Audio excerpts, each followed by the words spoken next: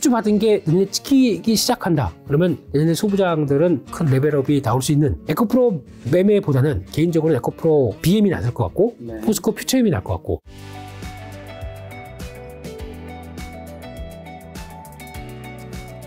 자, 그러면 이제 올해 12월이랑 내년 2024년 주식투자 유망 섹터, 우리는 지금 이제 어떤 주식을 사야 하는 걸까요? 지금 현재쯤에서는 또 다른 분들도 다 그렇게 하셨기 때문에 저도 반도체라고 보고는 있지만 그래도 반도체 쪽에서 아까 말씀드렸던 얘기들까지 연장시켜 보게 되면 저는 이제 내년에 본격적으로 HBM 관련된 쪽에서 성과가 나온다고 생각합니다. 그러니까 지금은 기대감 때문에 이거 될 거야 그래서 왔다 갔다 했거든요. 근데 그게 다 아직 보여준 게 없다 보니까 아마 이번 4분기에도 보여준 게 별로 없을 겁니다. 그렇기 때문에 그것만 왔다 갔다 했을 뿐이지 결국에는 내년에는 실적들이 반영되고 진짜 수주받은 게 눈에 찍히기 시작한다. 그러면 내년에 소부장들은 큰 레벨업이 나올 수 있는 단계라고 보고 있기 때문에 HBM 관련된 종목들 제가 알고 있는 종목들도 많은데 실질적으로 납품하는 회사들, 그러니까 사업보고서에 한번 쭉 보세요. 사업보고서에서 이게 어떤 쪽으로 들어가고 이게 어디 쪽으로 나오는데 작은 종목들인데 HBM 쪽으로 들어가서 이제 성과를 낼 준비하는 회사들도 많습니다.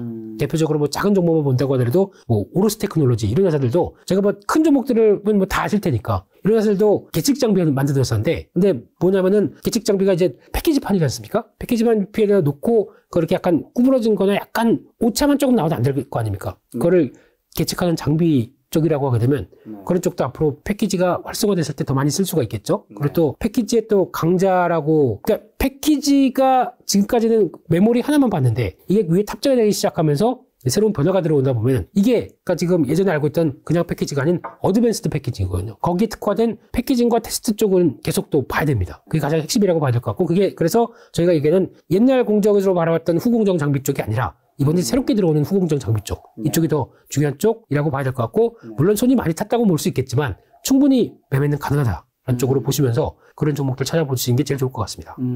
다른 쪽은요? 그 밖에 사이클로 들어왔었을 때 바라보는 일반적인 종목들의 흐름들 전공정 장비 이런 쪽도 보는데 제가 보기에는 전공정 장비 쪽에서는 아무래도 지금 삼성전자의 역할론 특히 삼성전자의 파운드리가 어느 정도 인정을 받기 시작하면서부터 그때는 사볼 만한 종목들이 많습니다. 근데 그게 인정을 못 받고 있어요 지금 현재는. 그러니까 그게 하나의 또 삼성전자의 아픈 손가락이긴 하겠지만 이게 어느 정도 되기 시작하게 되면 그때는 전공정 장비 쪽에서 그동안에 또 기대했었던 종목들이 많이 나올 거고 또 하나 두 번째는 그래도 여전히 신경을 쓰겠다라고 하는 쪽이 EUV 쪽이죠. 이번에도 대통령 최태원 회장님이죠. 또 이재용 삼성전자 회장 다 같이 가셔서 네덜란드 가서 거기다 ASML을 보고 거기 클린룸까지 들어간 귀빈이 처음이라면서요, 한국 사람들이. 그런 정도까지 가서 그렇게 했다는 얘기는 이제 우리 많이 살 거야. 이런 쪽으로 봐야 되겠죠. 그럼 거기서 장비 갖고 오게 되면 거기 장비와 함께 연결되는 또 다른 이제 재료 부품 쪽들 관련된 쪽 회사가 몇 개 있습니다. 이런 것들도 EUV 관련된 섹터도 내년에 분명히 성과를 낼 걸로 보여집니다. 왜냐면 아무리 힘들었어도 우리 기술에 대해서는 처지지 않겠어 라고 하는 의도가 충분히 있었기 때문에 이런 쪽에 대한 변화 끌고 가는 삼성전자, SK하이닉스의 흐름들은 여전히 관련된 종목과 함께 또 이것도 예전에 많이 당해봤거든요. 새로운 기술이고 앞으로 끌고 갈 기술이라고 보는데 그거를 일본 쪽이나 아니면 다른 쪽에서 끌고 왔었을 때 거기서 또 어떤 지각 변동이 나왔을 때 이거 그냥 우리는 또 이제 국산화해야 된다는 또 그때 그래 하게 되면 늦거든요. 그러니까 미리 국산화를 맞춰놓기 시작하는 거죠. 이런 변화가 나왔을 때 같이 보조를 맞추는 회사들 이거는 내년에 많이 클 수밖에 없습니다. 반도체 말고는 다른 데는 없는 건가요? 아니죠.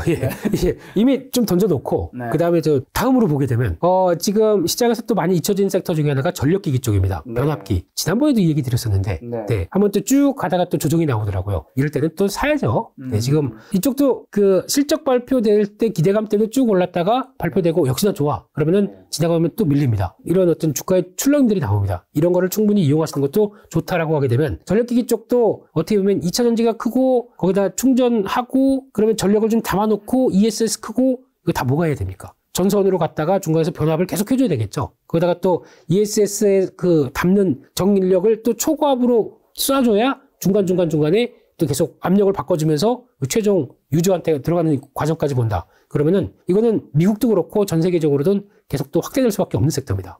그래서 이쪽은 계속 또 인프라 투자할 거고 그쪽에 대해서는 신경을 많이 쓰다 보니까 변압기, 전력기기 쪽은 여전히 밀리게 되면 기회라고 봐야 될 것 같은 섹터. 여기는 뭐 추천이 아니라 어떤 종목이 여기 관련된 거죠? 사람들이 바로 안 떠오를 것 같아서. 아, 그러세요? 변압기 하게 되면 HD, 현대일렉트릭. 효성중공업. 그리고 좀 작은 종목 쪽으로는 일진전기, 재룡전기 이런 쪽이 있습니다. 이쪽은 워낙 주가도 보게 되면 꾸준히 올라왔어요. 네. 꾸준히 올라왔는데 이걸 매매를 못할 정도냐? 아닙니다. 올라온다고 하더라도 주봉상 같은 경우 보게 되면 이렇게 쭉 그러니까 분기 실적 발표될 쯤은 강합니다. 발표되고는 좋은 건 알겠는데 다음 실적 발표 때까지 기다려. 이렇게 되다 보니까 이런 쪽에서는 가치 대응은 충분히 할 수 있다라고 봐야 될 것 같고요. 네. 마지막으로는 화장품 쪽 여전히 좋게 봅니다. 네. 저희가 아무리 경기가 안 좋아도 화장 안 하겠습니까? 화장은 다 합니다. 근데 예전과 다르게 뭐 SD 로더 이런 거 뭐 고가 화장품 뭐 또 설화수 이런 거 받는 것보다 요즘은 약간 중저가를 더 좋아하더라고요.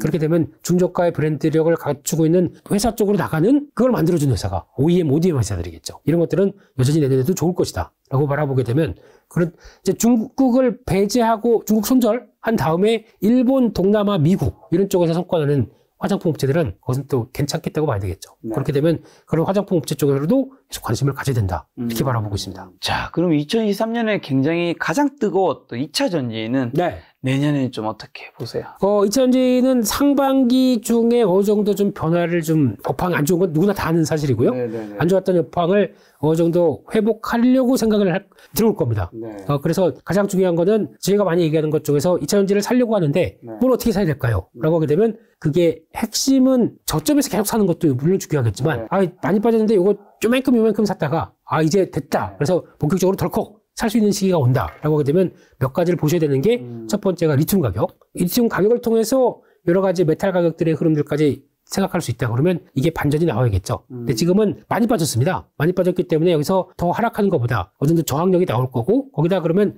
제일 중요한 거는 리튬 생산하는 광산업체는 그렇게 가격이 빠졌는데 거기다가 생산을 더 할 거예요? 확 줄여버리죠.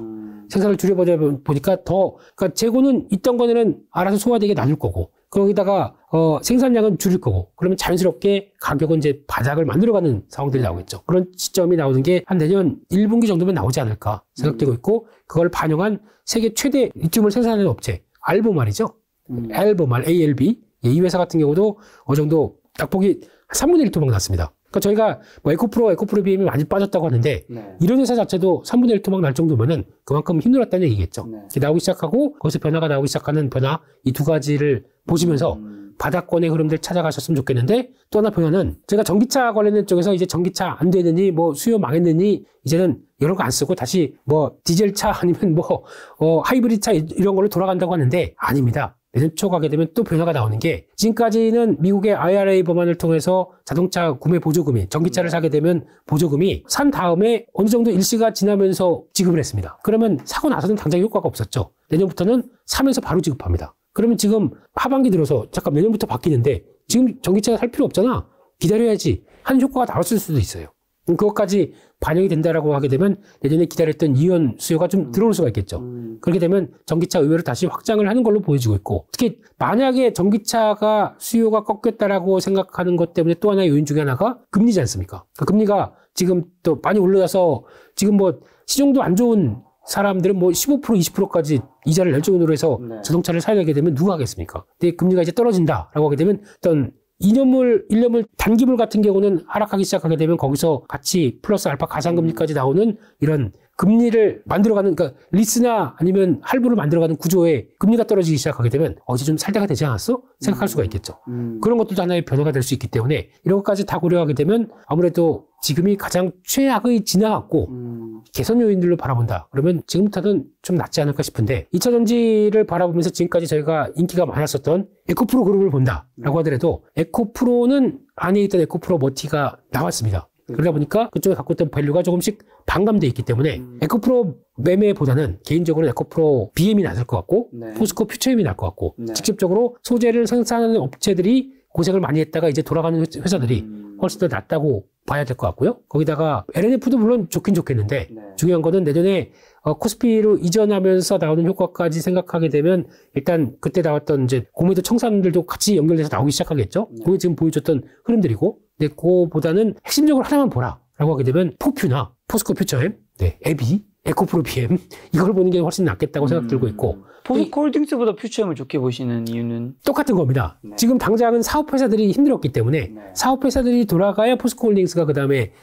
그래서 이제 돌아가기 시작하는구나 알기 시작하겠죠. 그러니까 지금 업황 가장 안 좋았을 때는 그래서 돌아가기 시작할 때는 사업회사들을 먼저 보는 게 맞더라고요.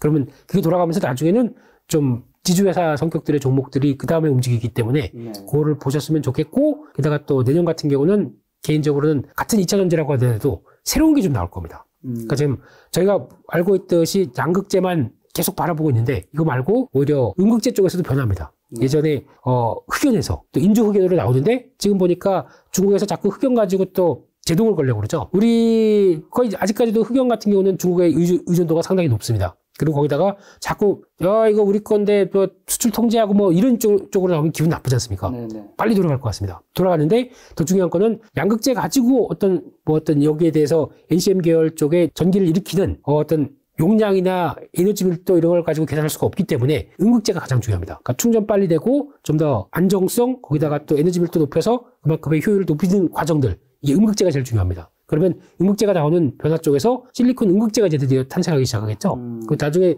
지나고 나면 뭐 리튬 메탈 쪽도 음극재가 들어오기 시작하면서 또 최종 전고체 배터리 쪽은 간다곤 하지만 그 중간 동안에 내년에 가장 2024년부터는 개화될 시기로 봅니다. 그렇기 때문에 실리콘 음극재 관련된 종목들 이것도 내년에 변화 요인을 보면서 또 체크해야 될 걸로 보여지고 있습니다. 그럼 배터리 셀 쪽은요? LG 솔루션, 뭐 SDI, SK 쪽은? 저건 뭐 워낙 잘하니까요. 네. 예, 잘해서 그냥 그대로 가겠다고 싶은데 제가 이제 같은 기대 수익을 보고 매매를 한다라고 하게 되면 제가 지금까지는 한 번도 셀 업체들을 매매해 본 적은 없습니다. 네. 그냥 추세만 흐름들 보고 많이 빠졌고 추세 돌아가는 거 이런 것만 확인했을 거고 제가 매매를 많이 했던 쪽은 거의 소재 쪽.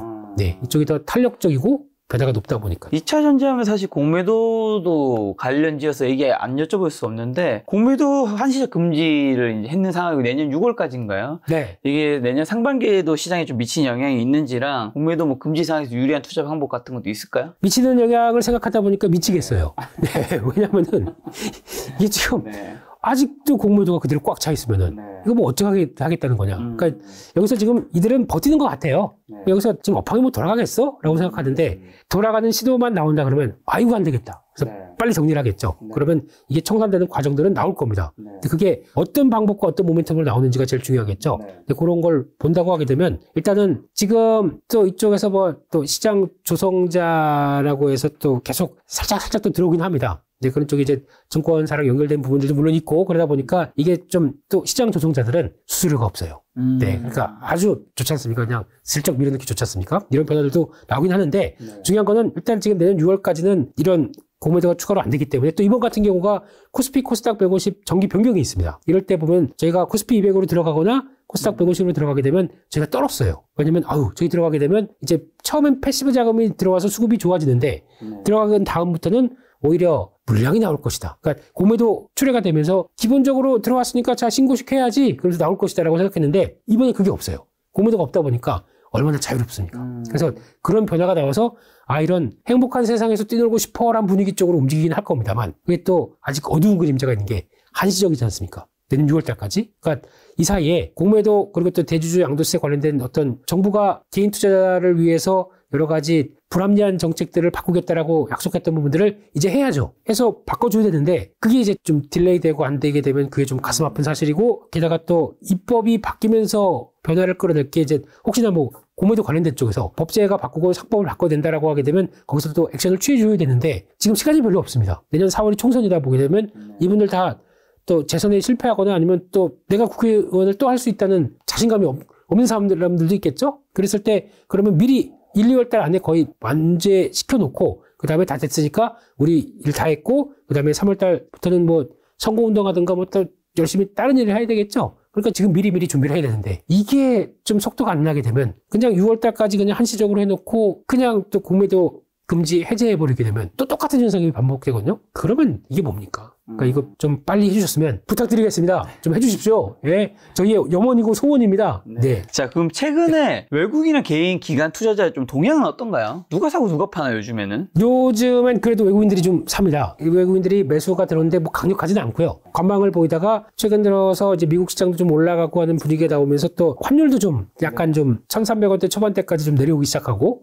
그리고 또 신흥물 국제금리가 안정을 받고 하다 보니까 이제 약간 슬슬 신흥국 쪽으로도 좀 들어와야지 라는 쪽도 보여지고 있는데 그게 이제 반영이 되면서 외국인들 매수 들어오는데 과거만큼 뭐 폭발적이진 않고요. 또 그때 삼성전자, SK하이닉스 많이 샀었죠. 그러다 보니까 그런 과정들이 나왔고 여기서 중요한 거는 외국인들이 시장에서 이제 공매도가 안 되다 보니까 그거를 이제 조절하기 위해서 약간 선물 쪽으로 움직입니다. 개별 주식 선물이나 아니면은 선물, 그러니까 코스피 200 같은 경우를 좌지우지하면서 그걸 가지고 좀 쥐락펴락하는 경향이 나오다 보니까 그것 때문에 변동성이 좀 나오기 시작하죠. 그런 쪽에서 일단 결론적으로는 지금 외국인들은 주식 매수하고 있고 거기다 선물 매수 기조고, 선물 매수를 하게 되면 기관들은 거기다 보고 아이고 우리 큰형님이 선물 매수하시니까 우리 거기서 먹을 게 없나, 프로그램 매수만 연기돼서 합니다. 저희가 보통 스프레드라고 하는데 선물과 현물을 연계시켜서 하는 게 0.000001 이래도 그걸 먹으려고 들어옵니다. 하게 되면 뭐 몇만 원이라도 기관들은 그거 먹으려고 스프레드 보면서 들어오는 이런 프로그램 매매를 하는 거 보면은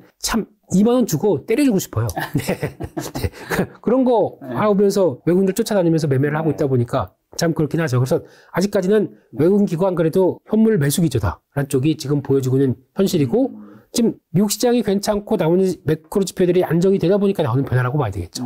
네. 외국인은 좀 사고 있으면 뭘 사고 있어요? 지금 가장 많이 사는 쪽은 역시나 IT 반도체입니다. 이쪽을 가장 많이 사고 있고, 그동안에 가끔씩 보게 되면 금융주도 매수했는데 요즘에는 금융주 매수는 좀 관심이 없는 것 같고 좀 떨어져 있고, 거기다가 2차전지 쪽도 매수가 들어옵니다. 들어오는데 본격적으로 와 바닥을 찍었기 때문에 대거 매수는 아니고 선별적으로 진입은 좀 들어오는 것 같고, 이런 쪽에서 그래도 일단은 반도체 쪽이 가장 비중이 높다고 봐야 되겠죠. 네. 그럼 이제 올해 돌아보는 질문 3가지 정도만 드리면, 2023년 연말이잖아요, 벌써. 네. 물린 주식 있는 분들, 네. 보통 연말 되면 한 해 좀 점검하고 돌아봐야 되니까. 그렇습니다. 물린 주식 내년까지 가져가야 되는 경우도 있고, 안 가져가야 되는 경우도 있을 텐데, 네. 좀 어떻게 대응해야 될까요? 물린 주식 있으면 일단은 12월 31일 마지막 날에 좀 정한석도 넣고 기도부터 좀 하셔야 될 것 같고요. 네. 그리고 아마 중요한 거는, 주식하다가 물리는 거 많죠. 네, 많습니다. 그리고 다반사고요. 근데 물리는 게 중요한 게 아니라, 물린 거 가지고 이걸 어떻게 빠져나올 것인가, 아니면 지금 보통 주식하다 보면 아예 물릴 각오로 들어가는 종목도 있습니다. 그래야 나중에 수익 크게 보는 경우도 있거든요. 근데 그런 걸 감안한 단계 쪽에서 지금 움직이는 종목인지, 그러니까 즉 내년의 전망을 봤을 때 이거 그러면 지금 물렸다고 하더라도 충분히 나올 수 있는 종목인지 아닌지에 대한 판단을 해야 되겠죠. 그러면 이제 또 연말쯤 되게 되면 또 여러 가지 자료들 쏟아지는데 그거보다 제일 중요한 거는 나에 대한 판단이 중요합니다. 내가 바라보는, 뭐 아무리 주변에서 증권사 리포트나 아니면 주변에서 부장님이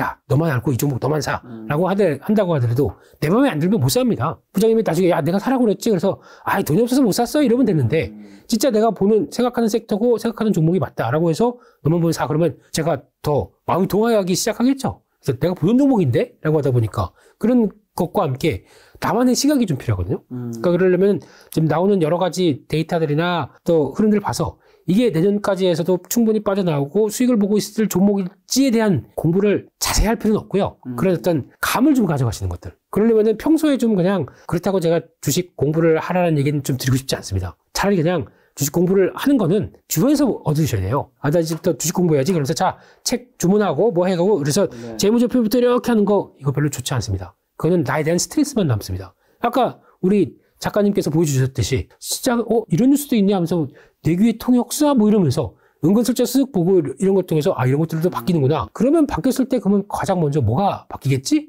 그러면은 핸드폰이 바뀔 거고, 핸드폰 수요가 좋아질 거 아닙니까? 그러면 핸드폰 수요가 좋아지면 핸드폰 부품주 관련된 종목들 사볼 수 있는 거고, 거기 들어가는 핵심적인 AP라고 하는 두뇌 칩이나 아니면 들어가는 메모리가 좋아지겠지? 그러면 반도체가 좋아지겠구나. 한 이런 연관된 작업 쪽에서 제가 생각하는 공부는 생각을 넓히는 겁니다. 이게 더 중요할 것 같아요. 그래서 결론은 나중에 뭘 사? 라고 하는 물음을 자기한테 하셔야 되겠죠. 그게 해답을 내리면서 찾아가는 게, 그게 생활화되기 시작하게 되면 나도 어느 순간 고수가 돼 있을. 예. 아마 김 작가님 바쁘실 겁니다. 다들 고수라고 해서 다 출연 섭외 오실 거고요. 자, 그러면 올해도 역시나 투자자들에게 굉장히 어려운 한 해였는데, 대표님께는 좀 어떤 한 해였고, 올해 돌아보셨을 때 기억이 남았던 현상과 그로부터 얻은 뭐 투자 교훈 같은 거는요? 네, 제가 올해 초에 눈 수술을 했습니다. 네. 네. 그래서 백내장 수술을 하다 보니까 올해 가장 많이 느낀 거는, 내가 그동안 얼마나 내 눈을 고생시켰느냐 쪽에서 건강에 대한 생각 진짜 많이 했습니다. 그게 첫 번째였고, 근데 그래서 건강을 챙겨야지 하는데 1월 달부터 막 AI 반도체 2차 전지가 막 날아가기, AI 그 로봇 이런 쪽이 날아가기 시작하면서 근뒤천으로 하고 뺐던 거 바로 던지고 뭐 매매를 했었죠. 그러다 보니까 올해는 상반기에는 또 성장주에 대한 여러 가지 변화들이 상당히 컸었고, 그게 주도를 했었는데, 하반기로 들어오면서 이제 조금 좀 다른 변화, 뭐 반도체 쪽이 움직이면서 사이클에 대한 기대감들이 나왔다 보니까 이런 흐름들이 나왔는데 뭐 그래서 올해 수익률이 얼마냐 뭐 이런 거 묻는 거 아니죠? 네네네. 그냥 좀 벌었습니다. 조금 벌었고요. 네네. 상반기에 많이 번 거, 하반기에 많이 까먹었습니다. 제가 항상 그렇더라고요. 1월 달이 제일 좋아요, 수익률이. 그러니까 성장주 기반의 매매를 하다 보니까 1월 효과와 함께 나오는 게 가장 좋고 그때에서 좀 수익 좀 났으면 이걸 얼만큼 지키느냐가 제 목표더라고요. 근데 아니나 다를까 추석 이후부터는 계속 깨지는 거 이제 이렇게 좀 복구하고 이런 것들이 다 한계였으니까 그게 저처럼 하시면 안 됩니다. 편안하게 항상 돈 모셔야 되지. 한때 왕창 벌었다가 이거 깨먹는 거 이런 거 보고 있으면은 별로 안 좋겠죠.